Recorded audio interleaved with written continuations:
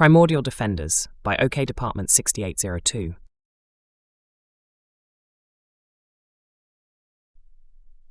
Out of all the species in the galaxy, humanity stood out in three ways. Firstly, they were the only ones with almost no psychic abilities. Secondly, they were the only species whose brains didn't evolve to suppress emotions after they discovered speech and logic. Thirdly, they were the only species capable of forgetting and moving past their trauma. No one knew the reason for this anomaly. Until the Ithaxil, the most powerful psions of the galaxy, decided to probe a human mind. The Ithaxil were known for their brutal use of psionic power as a means to cripple their opponent's free will. They would reach into the mind of the victim, probe around until they located their weakness and free will, and suppress it so hard that the victim's mind usually fractured at this point. All that was left was the husk of the body, completely malleable to the psion's commands. How was a species without any psionic potential going to stand up to them when much more adept opponents had failed? When the silent marauder, the Ithaxil dreadnought, entered low Earth orbit, the galaxy watched with something akin to pity. A few talked in hushed whispers about how humanity had no chance of defeating the xenophobic aliens. But what happened was completely unexpected. Within 5 Terran days, the Ithaxil forces stepped down and offered an alliance with humanity and reparations for any losses suffered. Humanity, of course, gracefully accepted, though they were not sure of the reason behind the sudden change of heart. Elsewhere on the Ithaxil homeworld, the matriarch watched the report from the former High Psion. It was of the interrogation that prompted the immediate reversal of their attitude toward the humans. As the Ithaxil planetside forces marched on all major human population centers, Buslian, the chief psion, watched coldly. They had already captured a human soldier, a female. Buslian would relish dismantling her mind. He didn't expect much of a fight, but it would be his first human, and he wanted to savor the moment. Thinking to himself, he walked to where the human soldier was kept, bound and ready for him to enter psionically. "Let us begin," he said almost to himself as he activated the probe. His mind surged outward, tendrils of psionic energy reaching into the human's mind. He encountered the weak resistance he expected, but her power was no match for his almost surgeon-like precision. A few minutes later, he was in. He reached into the layers of her brain, mapping out the mindscape, exposing and relishing every secret and memory. But every now and then, he thought he sensed another presence in the void. But he paid no heed, for how could such a psionically inept species put up any defense against the Ithaxil? And then he found it. A force so vast and powerful that it forced him to pause, his tendrils quivering. It was psionic, but it was unlike anything he had encountered before. "You should not have come here, Ithaxil." This was not the human's voice. It was too deep, too powerful, too ancient. Buslian immediately sensed danger and started preparing his defenses. "Who are you?" he asked, his voice trembling. The Ithaxil tried to withdraw, to retreat, but the presence was faster. Quick as a flash, it engulfed his mind, surrounding him with its tendrils of chaos. With a chill, Buslian realized that he was no longer the aggressor in this psychic battle. "We are the ones who guard," the voice whispered. Buslian tried to sever the link, but the presence held fast.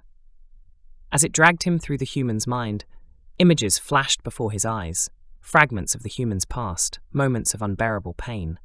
He saw her cradling a dying comrade, the flames of battle licking at the edges of her vision. He felt her grief, her despair, the horrors she had endured. But these weren't memories any human should be able to carry. They should have broken her. And yet, here she stood, unbowed, defiant. "You seek to control their minds," the voice hissed, "but you do not understand. We protect them." What are you?" Buslian stammered, his voice barely audible, even in the psychic realm.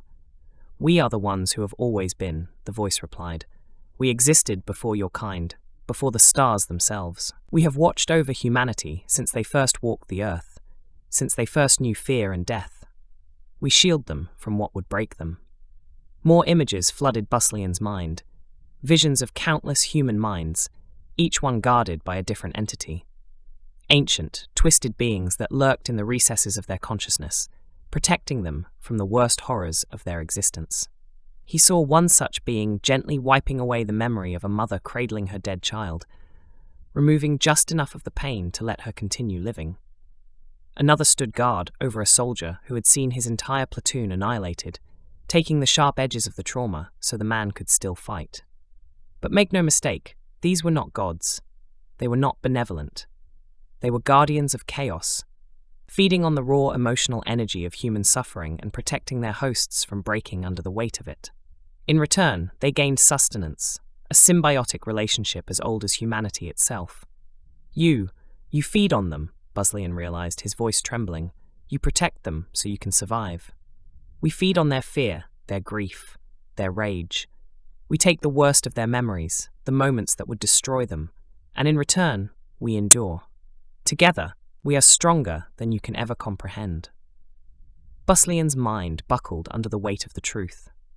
The Athaxil had assumed humanity could be broken like every other species they had encountered, that their minds could be controlled, their wills bent. But humanity had a secret, one that even they didn't fully understand.